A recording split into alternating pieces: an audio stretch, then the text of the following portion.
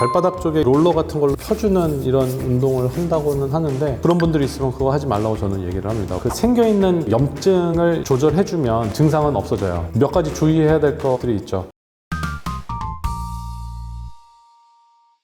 일상 속 관절, 척추, 뼈에 대한 궁금증을 모두의 닥터에서 해결해 드립니다. 안녕하세요. 정형외과 전문의 이동주입니다. 오늘은 어떤 궁금증이 있으신가요? 오늘은 발바닥 통증을 이야기하는 족저근막염에 대해 알아보고 싶은데요. 현대인들이 걸리기 쉽다는 족저근막염, 이름도 어려운데 이게 대체 뭘까요? 발바닥에서 가장 흔하게 생기는 질환 중에 하나예요. 뒤꿈치뼈에 발바닥의 전반적인 아치를 유지해주는 근막이 하나 가서 붙어 있어요. 단단한 뼈하고 연한 근막이 붙어 있는 그 부착 부위에서 염증이 일어나는 질환을 족저근막염이라고 합니다. 그럼 이게 생기는 원인은 뭘까요? 우리가 이제 매일같이 디디고 다니잖아요. 디딜 때 그 충격이 그 아까 말씀드린 그 부착 부위에 자극을 주면서 그쪽에서 염증을 일으키게 돼요. 우리가 맨날 쓰고 다니니까 디디면서 생기는 질환 중에 하나예요. 그럼 이 마라톤이나 조깅하는 분들은 좀 증상 호소가 심한 것 같은데 관련이 있어요?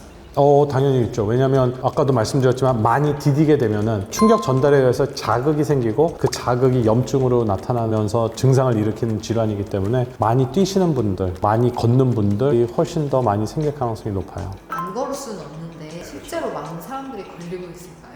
발이 아파서 오시는 분들 중에서 제 진료실에서 보시는 분들 중에서 한 20에서 30%는 족저근막염이세요. 굉장히 많습니다, 숫자는. 이 발바닥 통증이 심하다는 게 주요 증상 같은데 증상은 통증만 있을까요?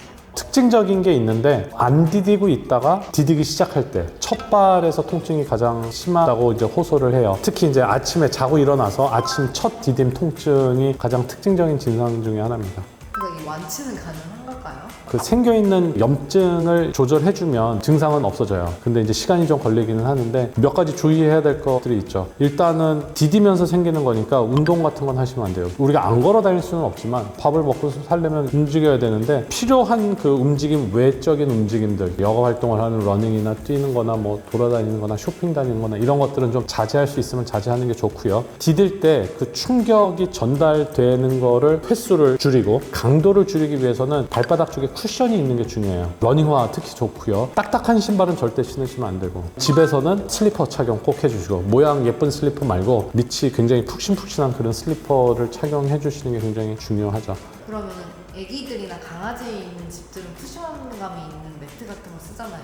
그런 사람들은 더 안 걸릴 가능성이 있을까요? 충분히 가능성이 있어요. 왜냐하면 매트 자체가 충격의 전달을 방지해 줄 테니까. 그럼 이게 특별한 치료 없이도 도와줄 수 있다는 이야기가 있는데 이거는 사실일까요? 자극을 줄이다 보면 염증이 좀 가라앉을 수 있어요. 그 발바닥 쪽 스트레칭 운동으로도 좋아질 수도 있어요. 다 병원을 찾지는 않는데 디딜 때마다 아프다, 아침에 일어나서 디디는데 너무 아프다, 뭐 이런 증상으로 병원을 찾게 되죠. 뒤꿈치가 아프니까 디딜 때마다 계속 신경이 쓰이시는 거예요. 발은 제2의 심장이라고도 하는데 걸리기 전에 예방법이 있을까요?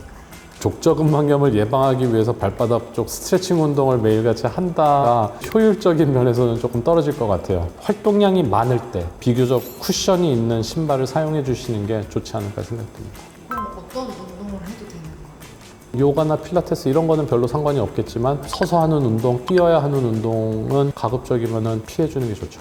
누워서 자랑하게 하는 거는 그런 근력 운동은 전혀 발 쪽에는 상관이 없으니까 상관이 없을 것 같아요.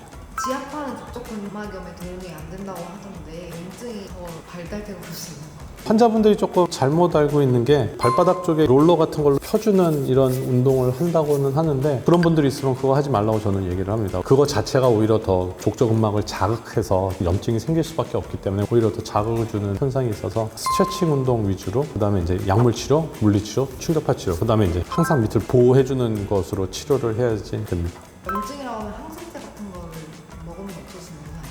세균이 몸에 들어와서 그게 감염을 일으켜서 염증이 일어나는 거는 항생제를 먹어야 되는데 이런 자극에 의한 염증 반응들은 이제 소염제를 먹죠.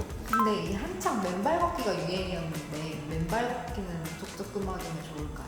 좋지 않죠. 해변가나 이런 데서 푹신한 데서 하는 거는 크게 문제는 없겠지만 마룻바닥이나 시멘트 바닥 이런 딱딱한 데서의 맨발 운동은 좋지 않아요. 깔창 같은 것도 안 되는 건가요?